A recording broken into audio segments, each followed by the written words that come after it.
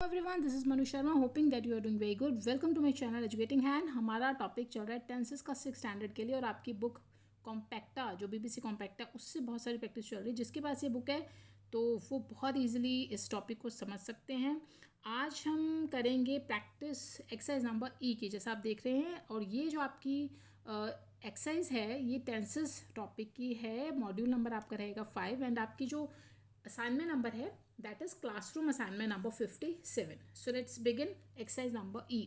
Combine each of the following pairs of sentences using past perfect simple past tense. आपको ये दो tenses यानी past perfect और simple past tense दोनों को यूज़ करते हुए इन सेंटेंसेस को कंबाइन करना है। मतलब आप एक बना दें, इस तरीके से लिखें कि वो एक बन जाए। ये अलग अलग है ना, अभी दो अलग अलग हैं कि दे फिनिश देयर वर्क, उन्होंने अपना काम ख़त्म किया। दे वेंट होम लेटर, वो बाद में घर गए।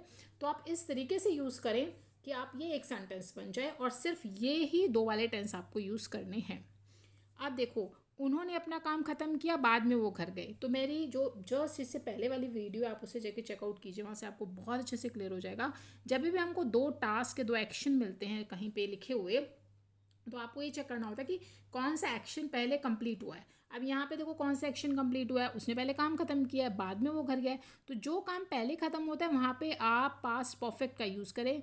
पास्ट परफेक्ट के लिए आपको हैड और पास्ट पार्टिसिपल फॉर्म यूज़ करनी होती है। यानी आपको लिखना होगा दे, यहाँ पे करो हैड फिनिश्ड। फिनिश तो आपको ऑलरेडी गिवन है, ठीक है। बस इतना सही करना, हैड लगाना है। They had finished their work, उन्होंने अपना काम ख़त्म किया, ठीक है। मैं कॉमा लगा रही हूँ क्योंकि अब मुझे एक सेंटेंस बनाना है। बाद में वो घर गए, यहाँ सिंपल पास्ट यानी V2 ये ऑलरेडी आपको करके दे रखा है, तो आपको तो कुछ करने की ज़रूरत ही नहीं है। They had finished their work, they went home later. ये आप इसको एज इट इज़ लिख दो, सेंटेंस को कुछ भी नहीं करना आपको, ये आपका बिल्कुल ठीक है।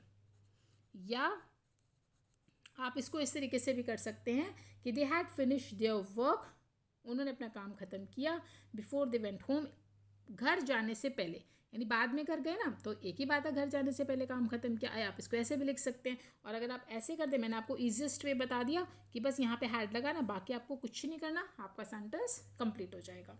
Now second, everybody went to bed, हर कोई सोने चला गया था। आई रीच्ड होम लेटर, मैं बाद में घर गया, ठीक है। तो कौन सा काम पहले हुआ कि सभी लोग सोने चले गए, है ना, पहले यही काम हुआ है। तो यहाँ जो काम पहले हुआ आपको पास्ट परफेक्ट इस वाले सेंटेंस में यूज़ करना है। एवरीबडी